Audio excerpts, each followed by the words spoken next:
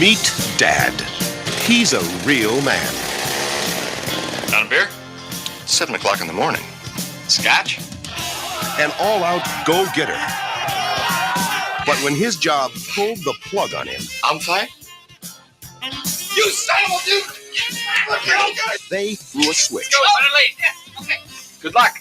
And he became the lady of the house. It sure looks like he got a terrific deal. Honey, if you call and I'm not here, I'll be at the gym or at the gun club. Exercise and relaxation. Good home cooking. Arts and crafts. Kenny! Don't paint your sister. And fun and games with the neighbors. Are these any good? Got 2 pair. Got plenty. That's when he was forced to face the bare facts. His new job is a mother. Michael Keaton Where's Bobby keep the extra diapers? and Terry Garr in Mr. Mom, a mother of a comedy.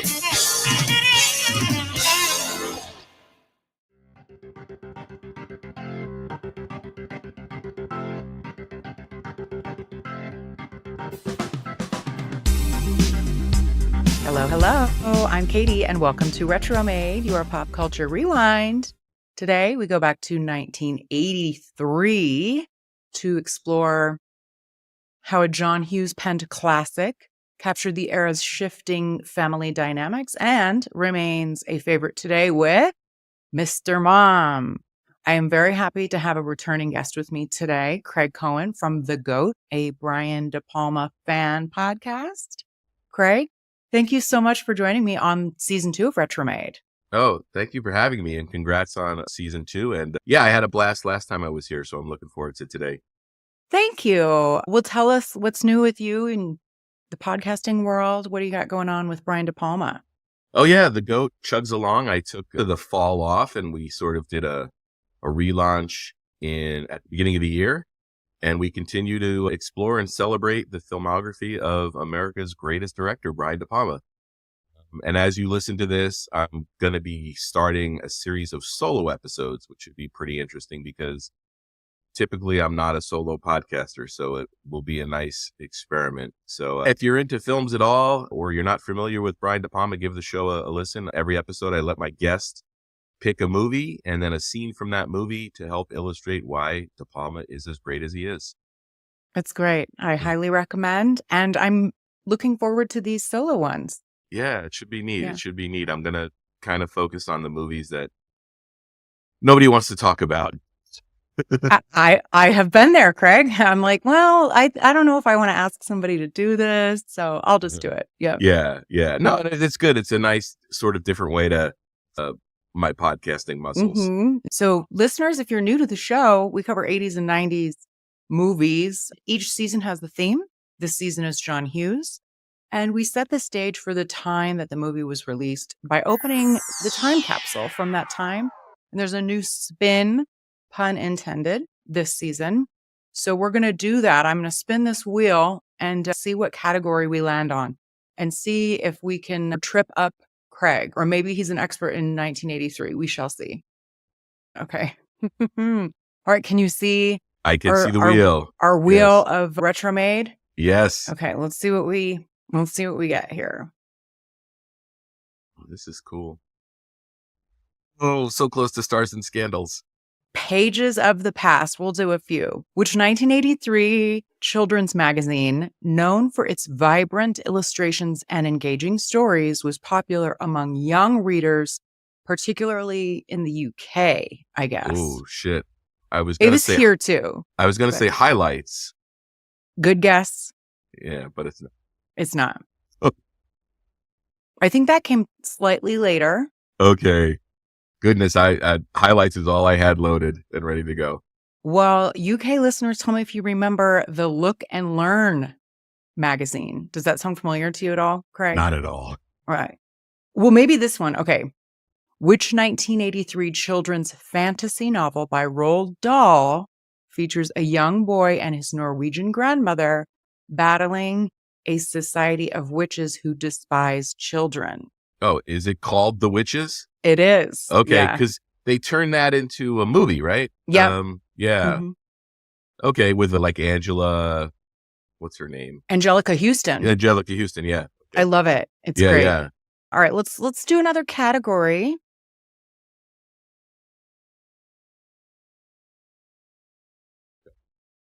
I was curious about this one. Can Craig come out to play is our category.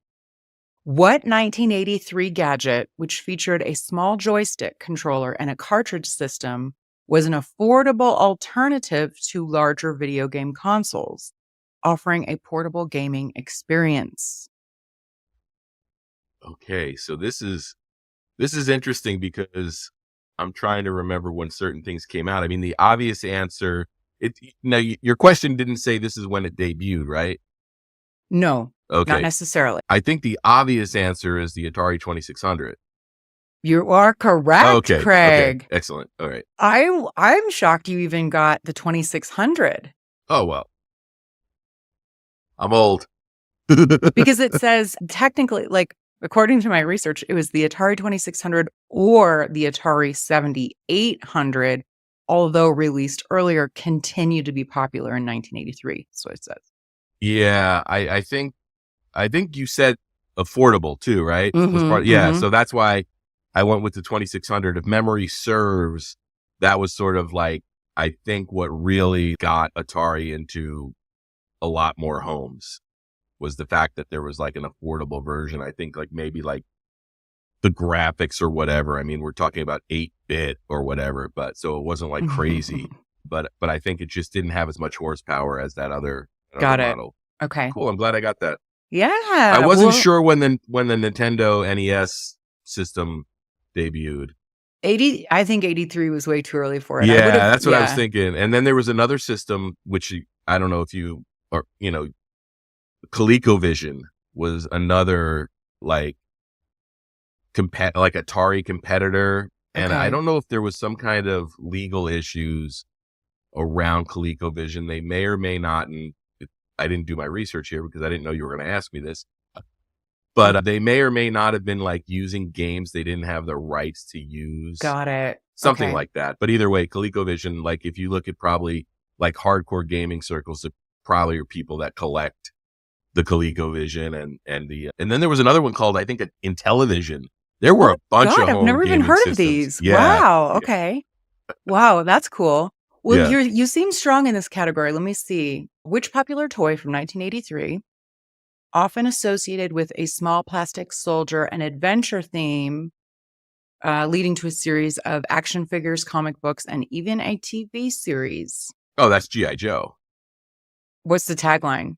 Real American Hero. Yeah. Yeah, no, G.I. I mean, Joe. that was, you have no idea for a 9-year-old kid in 1983 what a big deal G.I. Joe was.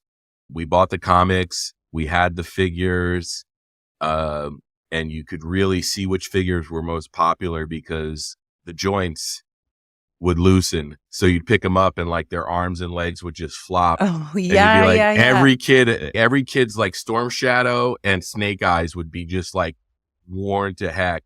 And then of course the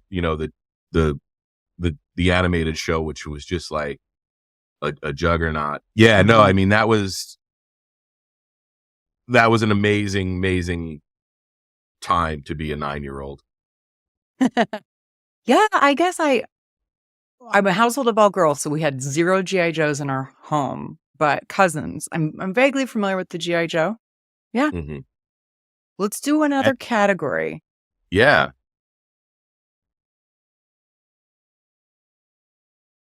Commercial countdown is our category. Some of them are so easy. Mm.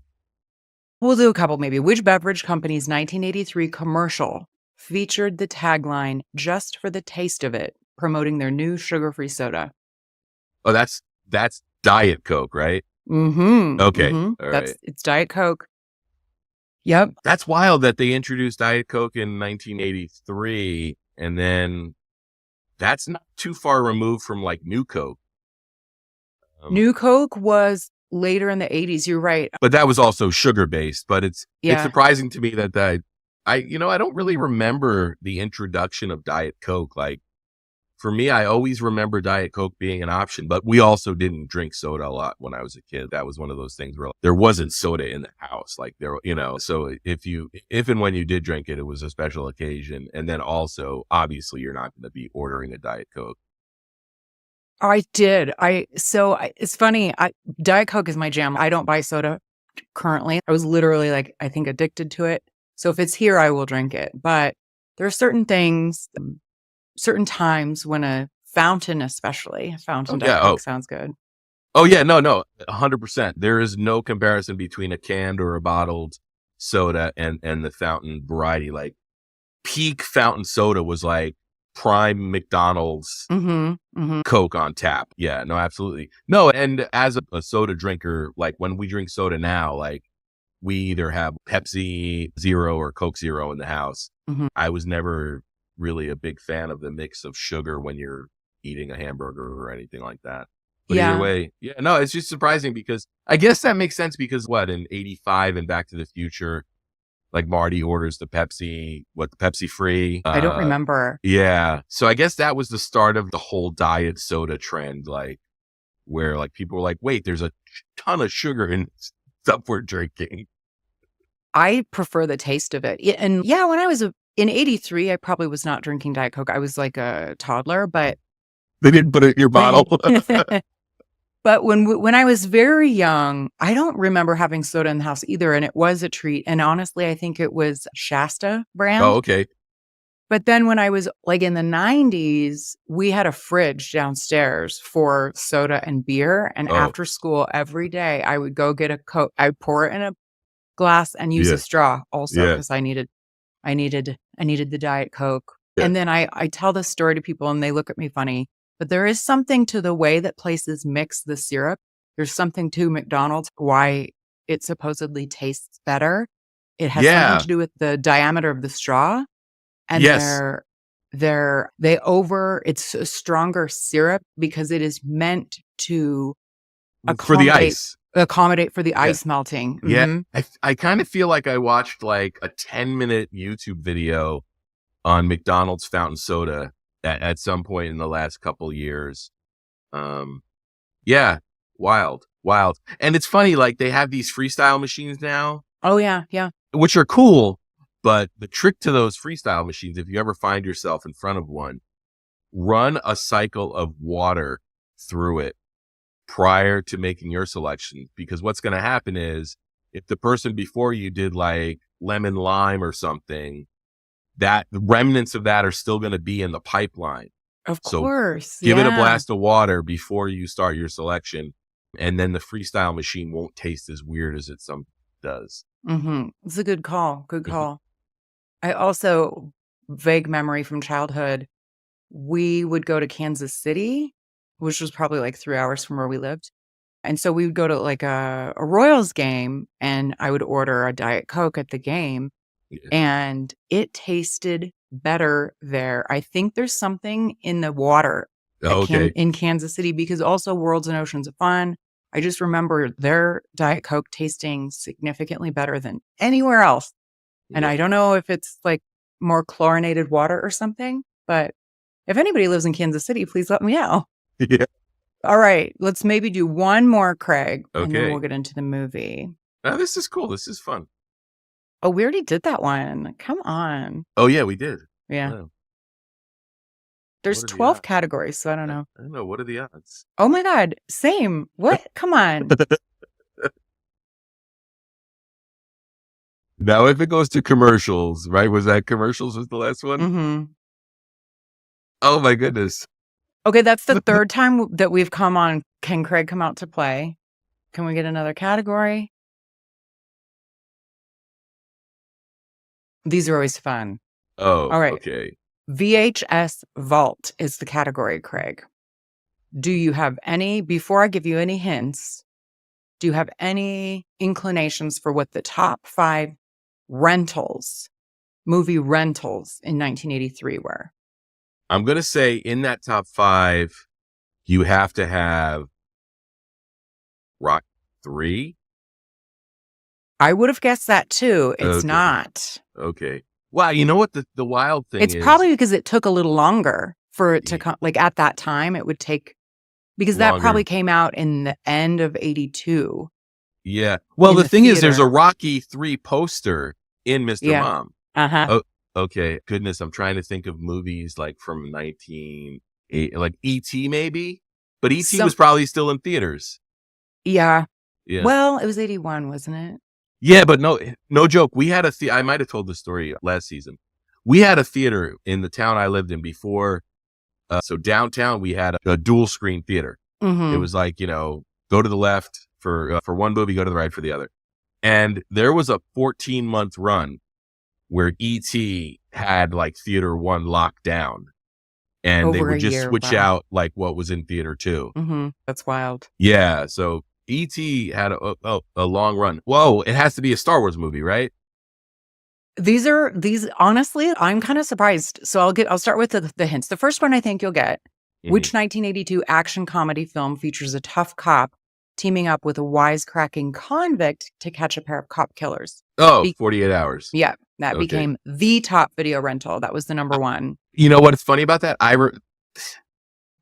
had that movie in the back of my head because when VHS came out, it was a rental market. They were not, you were not supposed to buy them. So I remember one of my brother's friends, his mom bought him VHS movies, and like she had spent like $59 or whatever on the VHS of 48 Hours. And it blew our mind that we were like, wait a minute, you own this, you're not renting it. And also the prices were just crazy. I think it was like, I don't think it was until like Disney and like probably like around like Jurassic Park when like movies actually became affordable enough to purchase. I remember we had some, but the vast majority of our VHS collection was movies taped from TV, Yep. of which Mr. Mom was one. Yeah. Okay, That's so wild. the next 48 Hours, one, yeah. this 1981 teen comedy, notorious for its raunchy humor and set in a 1950s. Oh, it's Florida high school. Porky's. Yeah. Mm-hmm. Yep. Who directed Porky's? Who? Bob Clark, who also did A Christmas Story. You're kidding. Yeah, it's always funny to me that, well, aside from the fact that he did Black Christmas, which is like one of the first slasher films, he also did Christmas Story, but then he also did this like Porky's, which I think probably unfairly gets lumped into all the sequels that became like, more and more raunchy. But yeah, no, that's like always my little like sort of dinner party trivia is like, hey, do you know the guy that directed Christmas Story directed Porky's? Well, the guy who directed First Blood also directed Weekend at Bernie's. Yeah, it's wild. So, it's wild. Yeah. Okay, I think you'll get this one too. Which 1982 science fiction film directed by Ridley Scott featuring a dystopian future and a replicant hunting protagonist gained a cult following, popular video rental in 1983?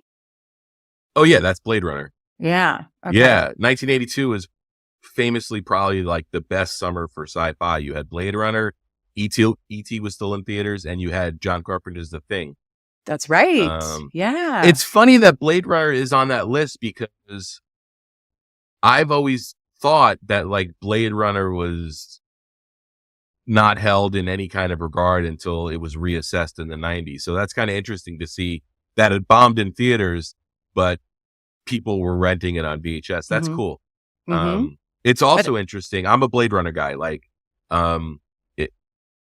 But it's also interesting that people that were buying and renting that tape were seeing the theatrical version of the movie, which was hard to find for a very long time after that. Like if you tried to find a theatrical cut in the 90s, you were going to have a really, really hard time. Really? Yeah. So the original theatrical cut has this really sort of divisive voiceover. And there's theories that like Harrison Ford was against it. So he like purposefully like tanked the recording session. And there's people that love the voiceover and there's other people that absolutely hate it. Now every version of the movie's available on home video. So it's just a matter of which flavor you feel like watching. I'm kind of embarrassed, but I've never seen Blade Runner. Oh, wow. Yeah. Well, it's worth watching. Mm-hmm. And there's Ridley Scott's final cut, quote unquote. Okay. That's if and when you're going to watch it, just watch that version. Okay. It's a great movie. It's definitely worth watching. It's Rutger Hauer, like one of the best performances. I've heard good things, and I have heard that it really the cult status portion of it is kind of what I've heard. Yeah. Similar with The Thing, I guess. I have seen The Thing. I covered it on my Kurt Russell season. But okay, there's two more. Okay. This one, I adore this movie so much. I got to find a way to insert it in a season. Which 1982 musical film based on a Broadway play about an optimistic orphan during the Great Depression? Oh, it's Annie. Mm-hmm. Yeah, Mm-hmm. I remember seeing Annie in theaters, and it's funny. My dad's parents, my grandparents on my dad's side, they lived in Queens when I was a kid, and we used to go to the movies with them, and we'd go to the movies in Manhattan. Ooh, cool. So this was like the theaters that have 2,000 seats. Mm-hmm. Like, I mean, like thinking about movie theaters now, like you're lucky if you have 75 seats. Like these were like theaters from like the 1920s or whatever. So we saw Annie in a 2,000 seat theater, but we were right in the front because it was probably sold out. So I have vivid memories of watching Annie, like where you're looking up and the screen is 40 feet tall or whatever. Wild. Yeah. That would be so cool to watch a movie in a theater like that. I don't think I would want to be in the front row, but yeah. No, it's wild. Yeah. I think if you ever have the chance to go to like Hollywood, like the Chinese theater, my man's Chinese theater is a similar experience. Okay. They're like, theaters just hit different back then. Mm-hmm. But although the seats are so much better now. Yeah. I don't go very often for it to matter, No. but I'm envisioning you talking about this. What I'm envisioning in my head is the scene of them in Annie going to a movie in New York. Okay, the last one, number 5, Rental for 83. It is a 1982 horror anthology film inspired by the works of Stephen King and directed by George A. Romero. Creepshow. Never seen it. Oh, my goodness. I never would have guessed that. Yeah. Oh, Creepshow. It's, oh my goodness. Yeah. It's awesome. There is a great segment in Creepshow with Ted Danson and Leslie Nielsen. And it's funny because you're so used to Leslie Nielsen being like, you know, the wacky Frank Drebin from Naked Gun or the pilot, you know, the Airplane. Mm-hmm.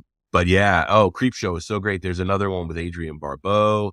It's phenomenal. Okay. It's such a fun, it's campy horror, which is like some of like the best horror. Oh my goodness. Yeah. Creepshow. That's great. I can totally understand why was one of the top rentals of the year. Yeah. All right, you guys, that was the time capsule. That was a lot of fun. Yeah, good. Now, before we get into Mr. Mom, because my season is all about John Hughes, I was curious if you had anything to share. You know, were you a kid when you realized that he was a master behind a lot of these movies, or did it take you a while, or what's your history? Well, absolutely. I think I probably saw Vacation first, but I think most people that lived it, probably 16 Candles or The Breakfast Club are sort of their John Hughes center of the universe. And then it's you kind of spring off from there. It's then like, you connect the dots to Weird Science, or you connect the dots back to Vacation. But yeah, no, I mean, John Hughes, he was definitely a name you were aware of, and you were kind of aware also of like what kind of movie you could expect. Cool. Yeah. And why did you choose Mr. Mom? Just because it's so funny. When I went back to watch this last night, I hadn't watched it in probably 20 plus years. And it's amazing how I remembered every single beat.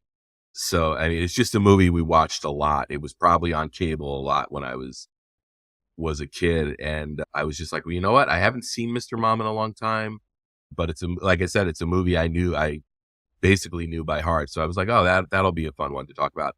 And it's also funny too, because there's people like that, you know, Michael Keaton is such an interesting actor because like for a lot of people that know him from Batman, it like blows their mind when they go back and see all of the pre-Batman stuff that he did. And it's interesting because for me, like, Michael Keaton was the perfect Bruce Wayne for me. I thought he looked the part and he acted the part. And I think one thing that a lot of superhero movies after Batman sort of fell into was like getting the exact actor you'd expect for the film. And sometimes it would be like, a lot of times you're not getting the person with the acting chops for it. You're getting somebody who's more like maybe physical and nowadays it's like Chris Evans can just go to the gym for 12 weeks and get in like Captain America shape. But like back then, you weren't. Like they would just build all his muscles into the suit and that was it. But yeah, no, so it was kind of the idea to be able to also talk about, you know, Michael Keaton before Batman. But also now, isn't Michael Keaton going by his birth name? Which is what? Michael Douglas. What? No way. Yeah. I did not know that. Why? Well, there's a very famous Michael Douglas. Exactly. So he changed his name, I guess, when he started, you know, acting. His agent's like, well, obviously you can't use your real name. And I guess now he's at a point in his life where he's like, you know what? I want my name back. I kind of feel like I read about it in the last couple months. Like that. I can't believe, you heard it here first, you guys, on Retromade. I did not know that, but I was wowed by it. I was like, wow, he looks so young. Well, this was first lead role. I think you're he right. had done what, like Night Shift? Night something, but he wasn't the top build. Yeah, on that was like a duel. Him and Henry Winkler, I think. I haven't seen it. Yeah, I think I want to say they run like a prostitution. Oh, really? Yeah, it's Ron Howard. Yeah, I haven't seen that movie in a long time, but I did read that this was like Michael Keaton's like first like lead, like him carrying a movie. Yeah, and it worked. Speaking of which, let's get into Mr. Mom.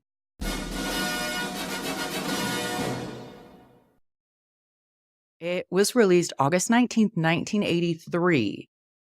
And then I thought this was really interesting.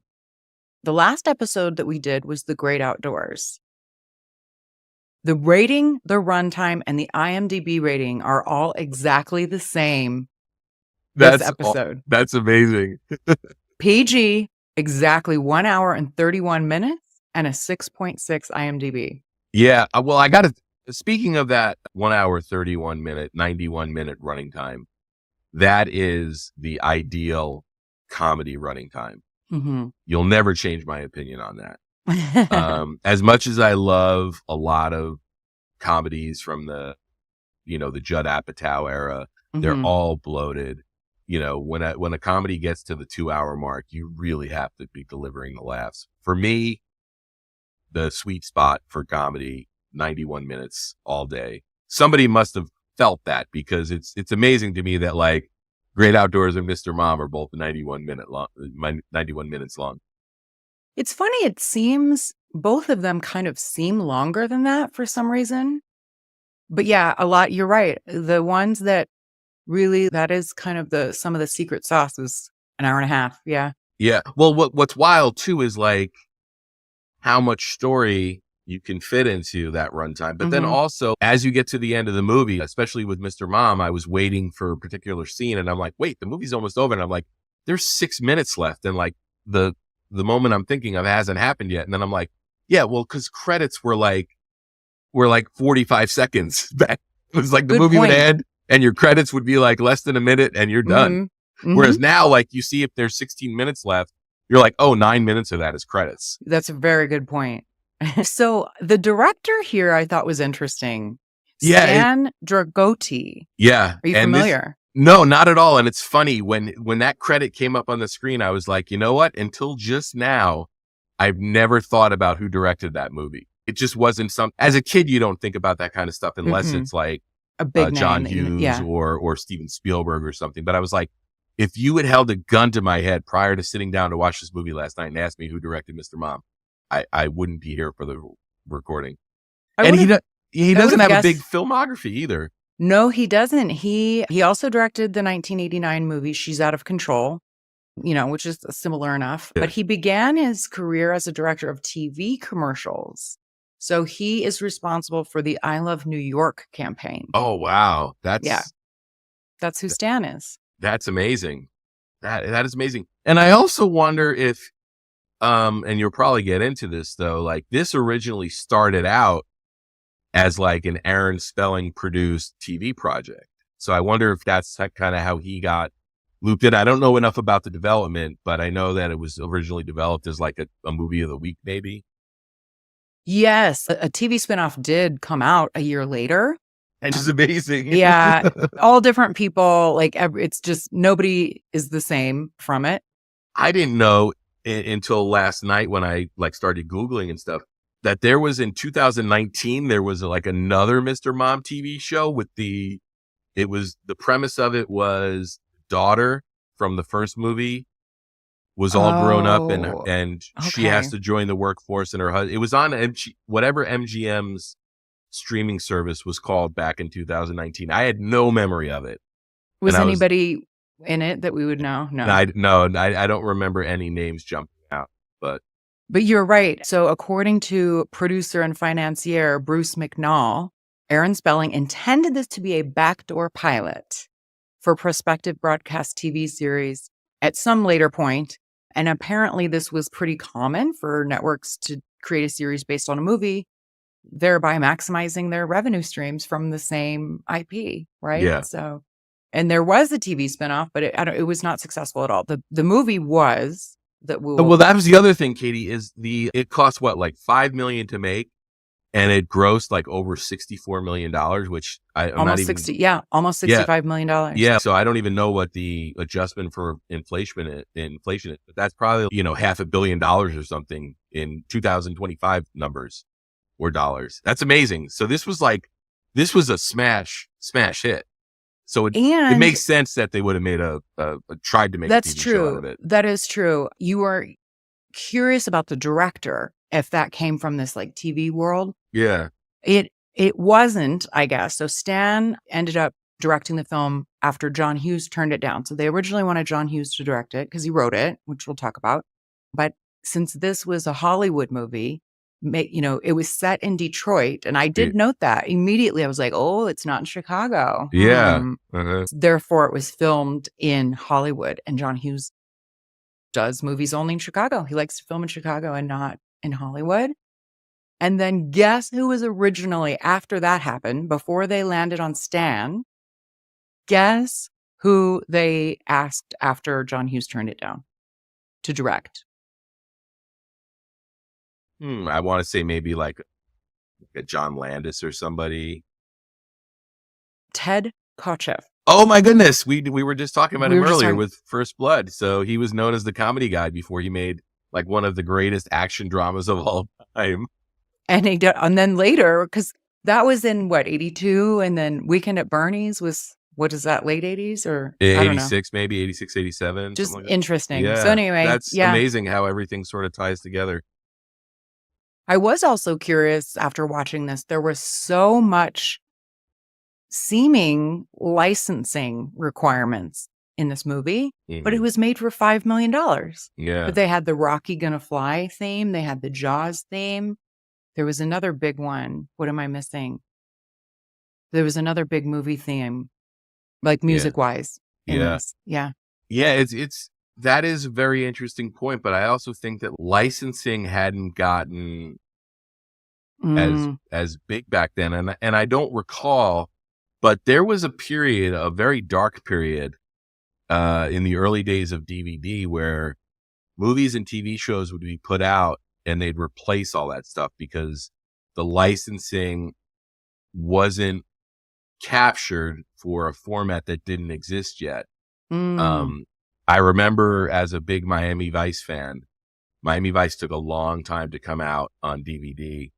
And I was always worried. I'm like, oh my God, when it comes out on DVD, they're going to have all the music taken off. And then I think there was like Universal ended up owning like everything, around that time. So when when Miami Vice came out, I remember they were like all music included. And I was like, oh my God. But then you also have shows in Cincinnati, which has a lot of stock generic music. So I wonder if there was a period where like Mr. Mom, if you got an early DVD of it, like the Rocky music isn't there.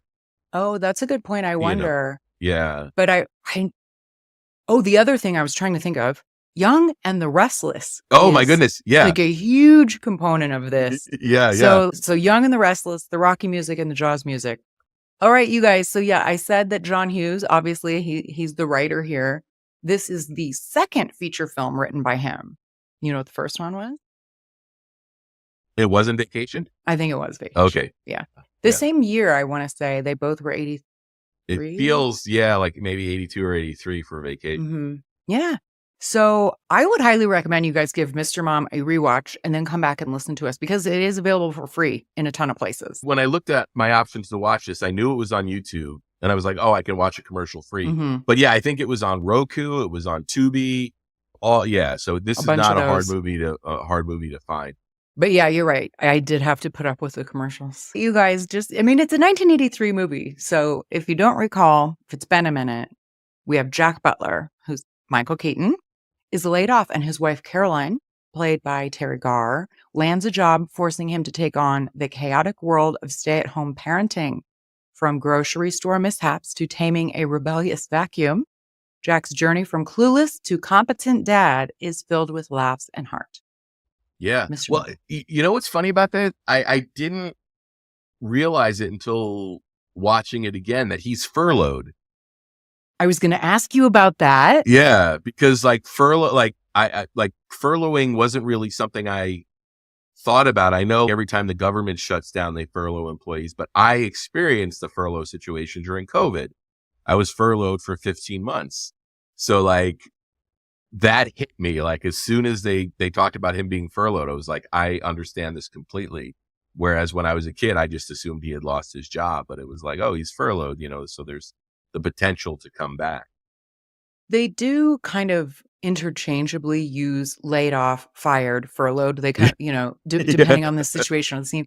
But I was curious because, when they're in Jeffrey Tambor's office and they find out that they essentially are losing their job, and he points out, no, technically you're being furloughed. Yeah. But he said you get a severance, and I didn't.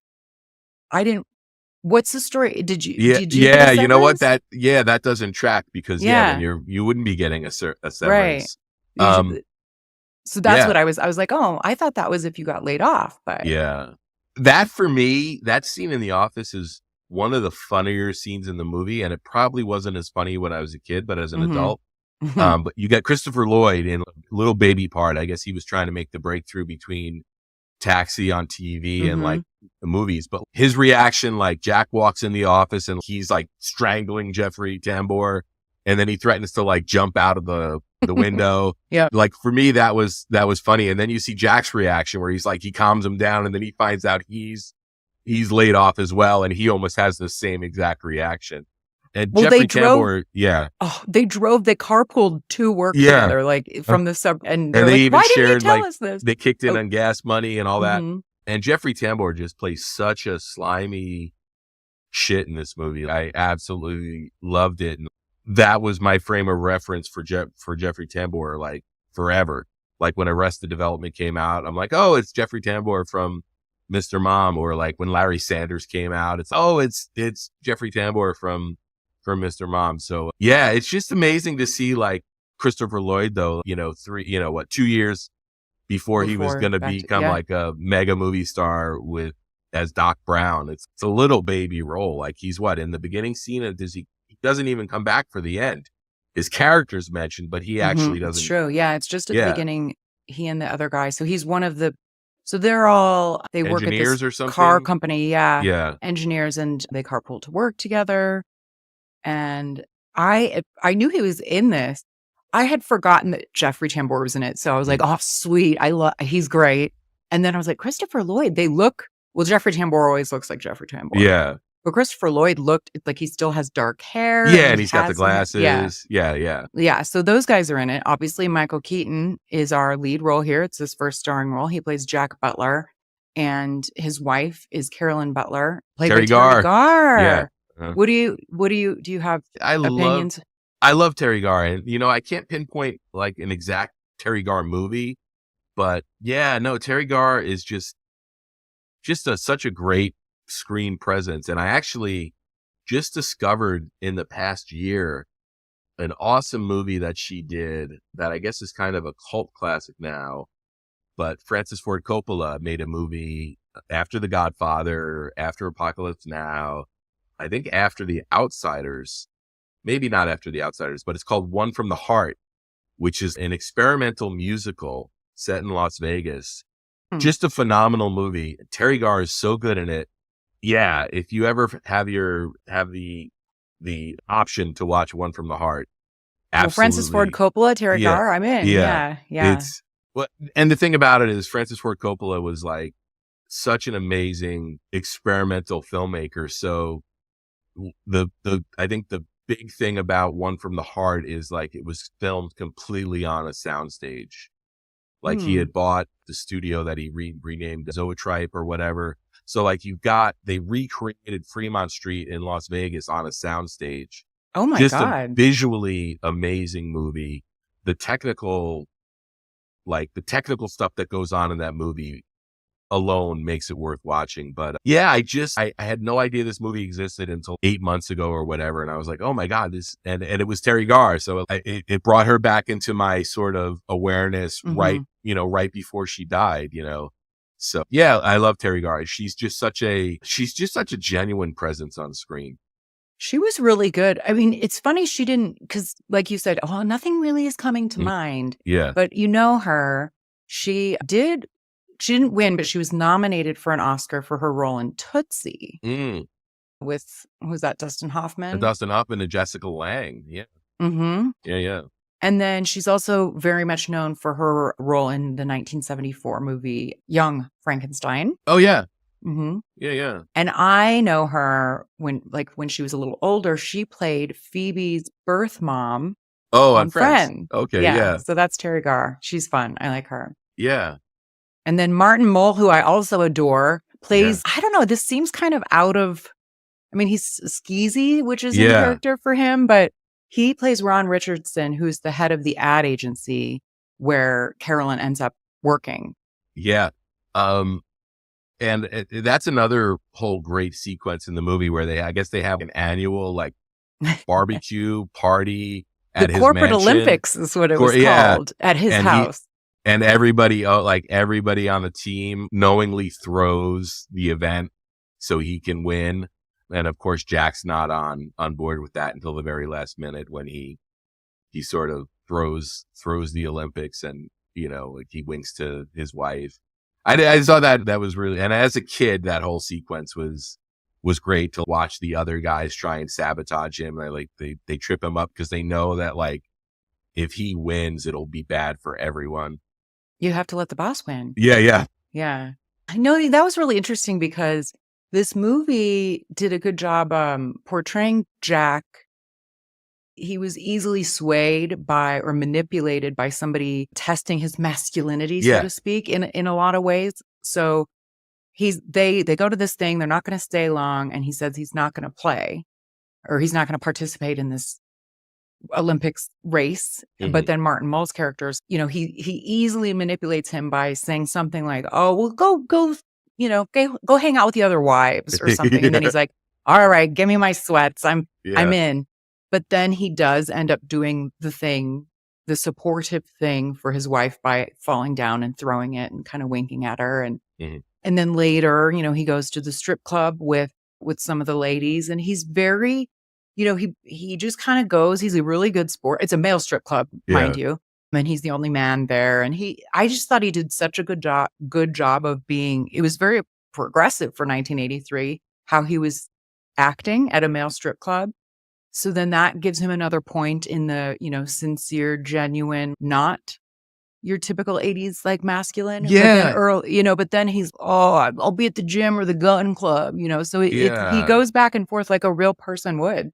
Yeah. You know what? That's really interesting because I didn't think about it until you just pointed it out. But yeah, there's nothing they're not punching down in that strip club scene. Like they didn't go for any kind of obvious jokes or anything like that. Like he gives the guy the dollar bill and asks where he puts it and then says, "Oh no, don't tell me." But I mean, yeah, there wasn't any kind of like panic around the jokes or anything like that. Like, yeah, that's really interesting. The other thing I wanted to say that was kind of amazing is this is like sort of the start of the robotic vacuum, the Roomba. Did Jack invent the Roomba? It was like a rogue vacuum cleaner. Yeah. Good point. Yeah, it was like it had a mind of its own. Yeah, but then at the end, he's got it on some kind of control, right? Oh, I must have missed that. Yeah, Did or he? like when he tells it to go to the room to clean up. And that's where the Jaws bit comes in. Like it's funny what the one little boy is making chili, which is hilarious in itself. This is, I guess, the scene where like everything goes to mass shit. chaos. Yeah. Yeah. But it's funny. He asks where the vacuum is and he's like, "Oh, you mean Jaws?" And then, like the vacuum gets its own like sort of establishing shot with the John Williams score and everything. And then there's like the TV repair person's there, the bug guy's there. And then I think there's like the washing machine goes haywire. There were 3 service people there at the same time. The vacuum like eats the younger son's Whoopi with his blankie. Yeah. And then it all kind of comes crashing down with the baby coming in and she's eating chili. Yeah. And then the TV repair lady's like, "You gave a baby chili." Yeah. And the washing machine. Yeah, because he just loads up the washing machine. He's like, "Oh, let's skip all these steps," and he just puts everything in there. Yeah, it's funny. Like, there's 2 chaotic scenes in the movie. There's that sequence, and then also when he goes food shopping, which is just like a disaster, which is funny. There's the whole sequence where like he bumps the lady, and she's like, "I've got the right of way," and he's at the deli counter trying to order ham, and she's like, she rattles off like 6 different kinds of ham. It was just funny, and it was interesting to see that, there's still people that would probably happen to, even today.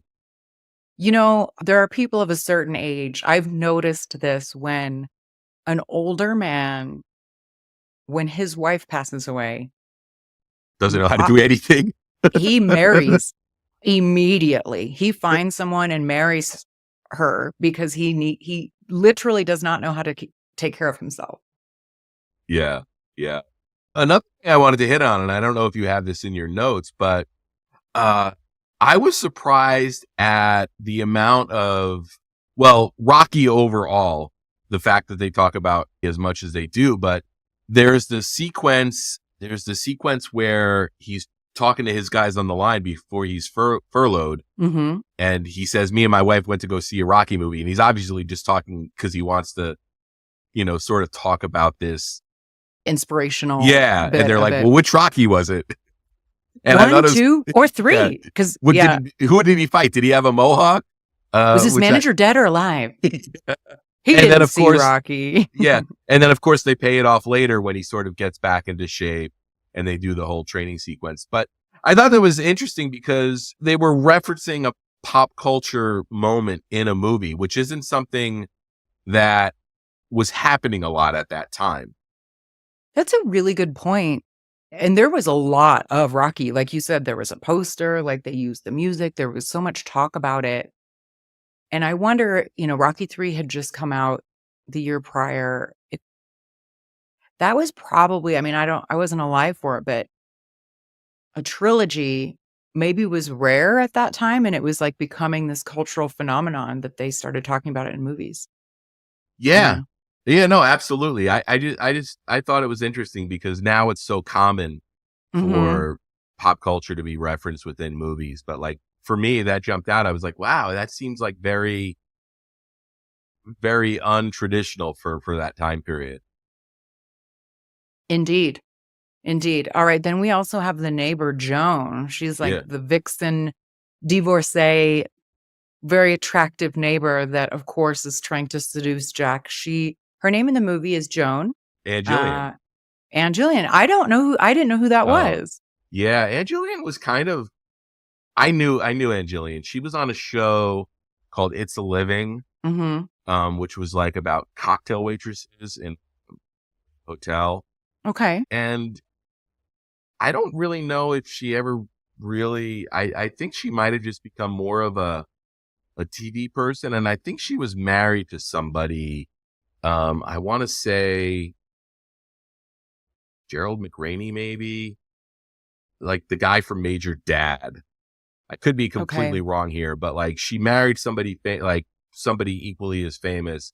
And then I also think I probably remember her too. Like I believe she battled breast cancer, and I think that kind of gave her like more awareness in people's minds. But she was great in this movie. There's the one sequence where like the one neighbor says to her, she's like, he's married, and she's like, we both were as well. So were we. Yeah. She was good too. And then we already talked about Jeffrey Tambor and Christopher Lloyd. Now the kids, again, I don't know. I thought the kids did a really good job, particularly the oldest son, who we will recognize. Alex is the older son, and he's played by Frederick Kohler. Yeah, and he was on Kate and Alley, right? Chip. He played Chip on Kate and Alley.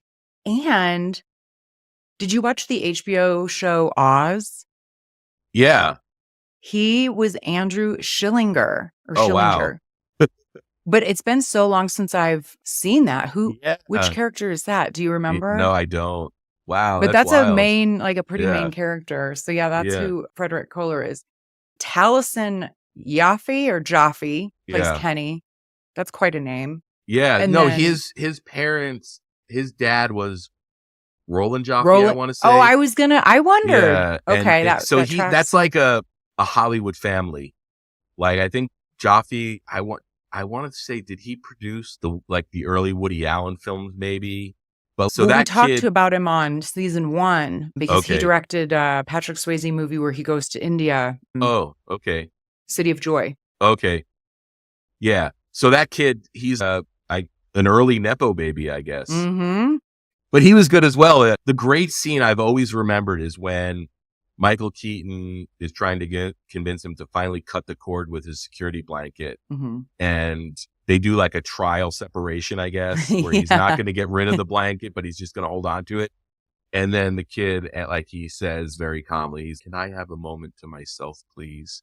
And that scene like always cracked me up as a kid. It still cracked me up as an adult. Like it just seemed like such a, he was like maintaining his emotions. Like he was staying calm, but you could see like under the surface, he needed a minute to deal. Yeah. The whoopee was a big part of this movie. The little baby daughter, Megan, is played by twins. Courtney and Brittany White. Were you familiar with the music guy, Lee Holdridge? Not by name, no. I wasn't either. But when I looked, you will be. Yeah. He's a Haitian-born American composer, conductor, and orchestra, 18-time Emmy Award nominee, yada, yada, yada. So he's got some skills, but he also composed music for Beastmaster, which was like on TV, like on loop in the 80s. Yeah. As well as Splash, which is one of my favorite movies. I loved Splash so much. Yeah. Did I read that Ron Howard was offered this movie, but he did Splash instead? Might be a fact. I was like, they didn't, but they did Splash instead. So the guy that did music for Splash, okay. Mm-hmm. I, not being familiar with Lee Holdridge, I recognized several points in this movie where the music really was helpful and effective. Also, the use of all of the, each moment has there was like the Olympics. What's that song that is used? Oh, yeah. Like it was like, slow-mo. Yeah. Like the race. Yeah. It almost felt like Chariots of Fire-ish. Yes. Like it was a riff on Chariots of Fire. It was, yeah. I think. Yeah. And then just to evoke certain emotion, this movie made me feel it was a combination of all of that. The music, the way that the house looked, all of the 80s memorabilia that I noticed, like the color of the appliances. They had a trash compactor, the wood grain station wagon, those tiny TVs in a kitchen, or it was like a portable little TV that he had too that he was moving around. Yeah. Soap opera culture. Like just the very familiar formulaic nature of it. Yeah. But it wasn't boring, there was also the standard babysitter that comes and is Oh. so clearly unfit because of Yeah. she's like this punk rock girl. Yeah. She's just there to get some money. Just there's so much of it. And I think it took me a minute to think about why, but I think it was that combination of those things from the 80s that are familiar and the music. I felt so at home and I got this comfy, homey, cozy feeling rewatching this.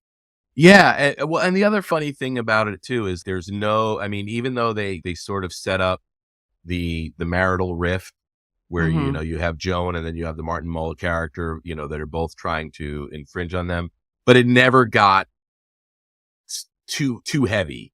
Mhm. Like you Mhm. never truly like worried. You know what I mean? Like Right. it's just like the overall vibe of the movie is just, it's not going to go that route, like it's not going to get that dark. So yeah, no, I definitely understand what you're saying in terms of like it almost wraps you in your own little wubby. Good call. Good call. Well, to your point, apparently there was a scene in the original script or a script at some point where Joan, when she is kissing in the, Oh, well, in that's like a whole nother, in the the sequence. soap opera flashback, Yes. or imaginary scene. That is like a soap opera. Yeah, she has a negligee on, but I guess originally it had called for her to be topless. Yeah.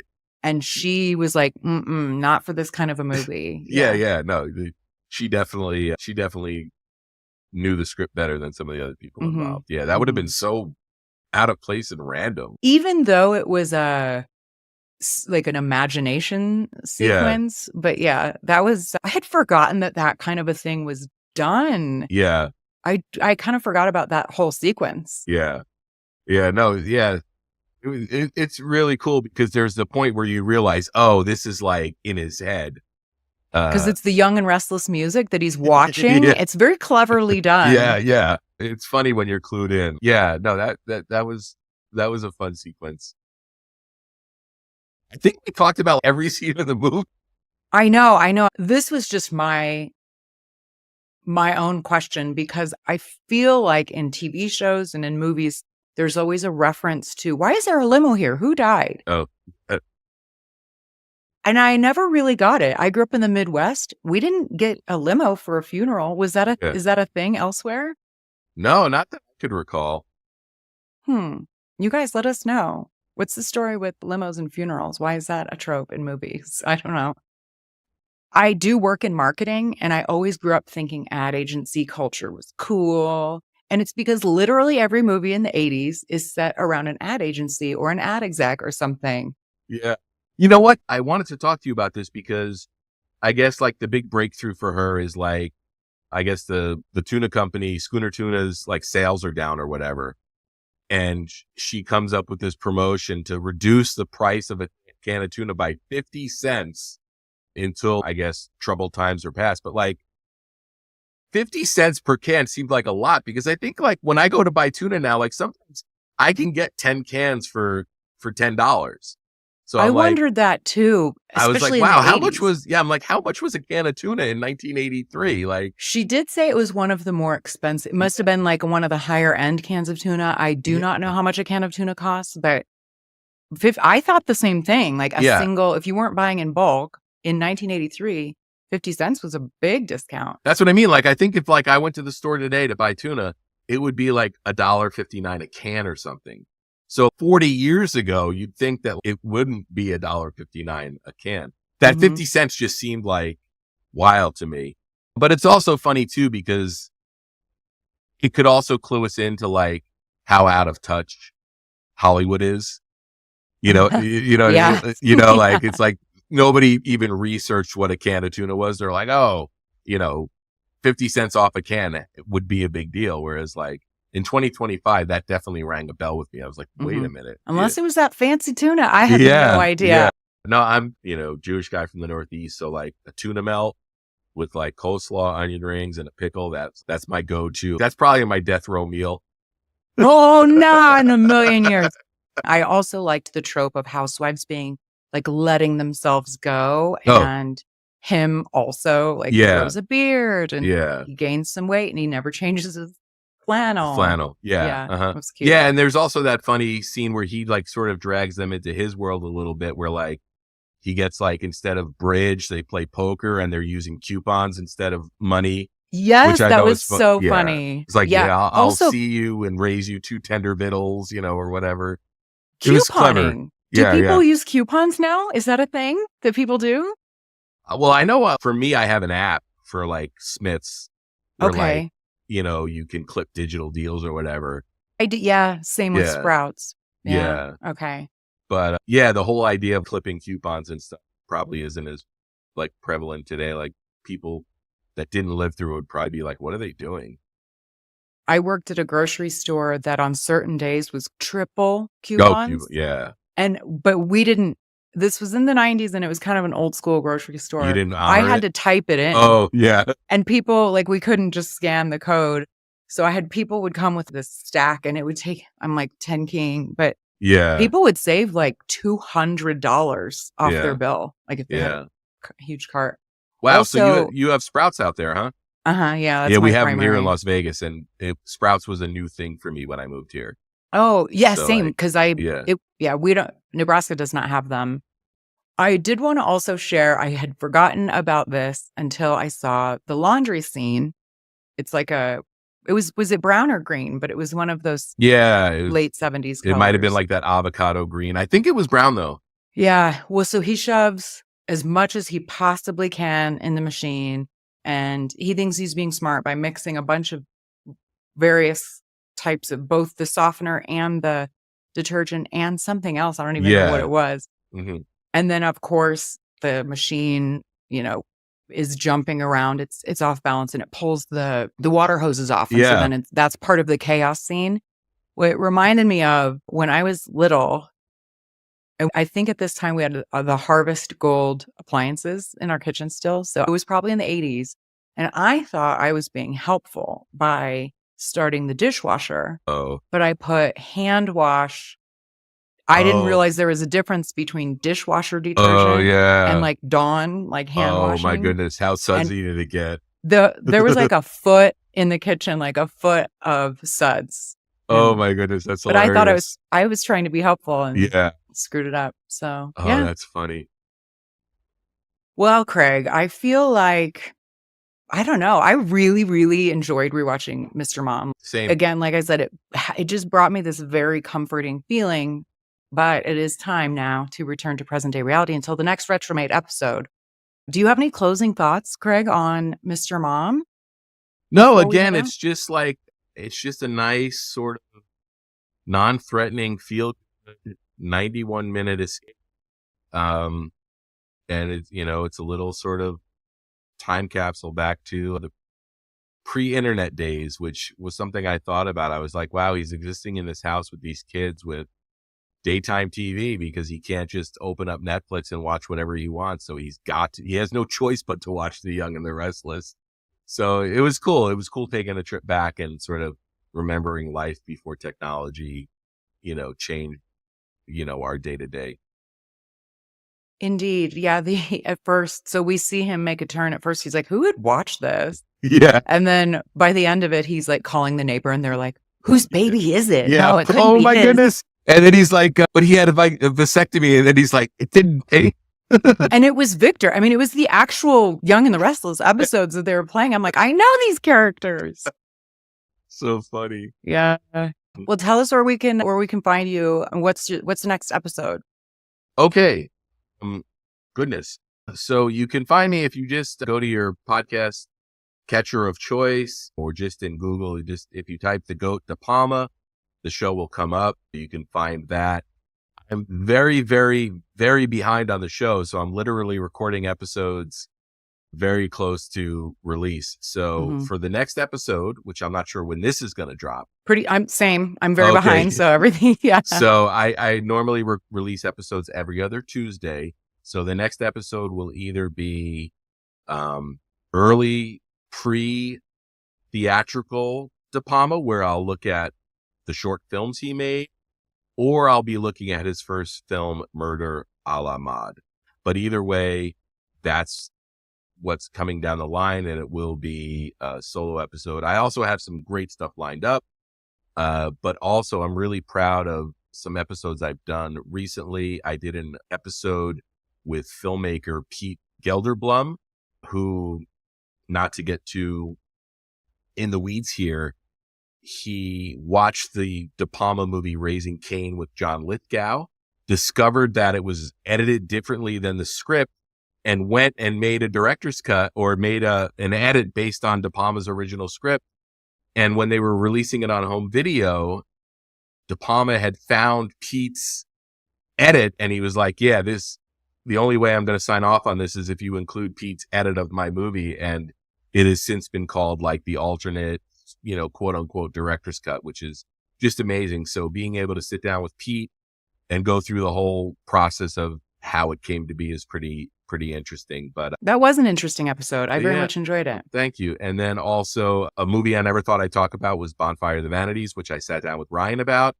And in the next couple of months, I'm also going to revisit a movie I never thought I would talk about on the show, which is 2006's The Black Dahlia, which is a movie I do not like. So I'm interested in sitting down and watching that again, because a potential guest was like, yeah, I want to talk about The Black Dahlia, and here's why.